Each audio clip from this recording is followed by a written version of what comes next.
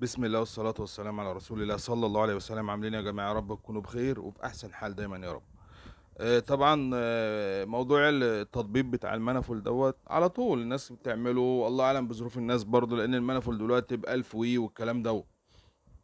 المهم بقى لما تيجي تطببه، اتأكد أنت كصاحب عربية إن البوابات من جوه مش مقفولة، إن ده منفل متلحم متطبب من بره والبوابة مقفولة زي ما أنت شايف كده. وانا عشان برضه اتاكد رشيت عليه عشان انضف مكان التراب والكلام دوت، عشان اتاكد البوابه ملحومه ولا هي مثلا قافشه من التراب والكلام ده. لقيتها فعلا ملحوم. طب ملحومه ازاي والباب بتاعها مقفول كده؟ فاهمني؟ انت كصاحب عربيه لازم أن تبقى واقف شايف حاجتك وفاهم حاجتك بيتعمل فيها ايه.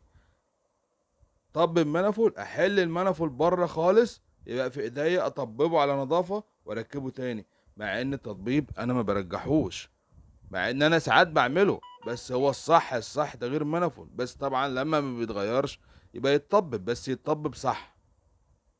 يا رب اكون فدتكم. يا ريت تنورونا يا جماعه بالاشتراك والتفاعل في قناه اليوتيوب، واعملوا متابعه للفيس. مش هتخسروا حاجه ان شاء الله، بل هتستفيدوا.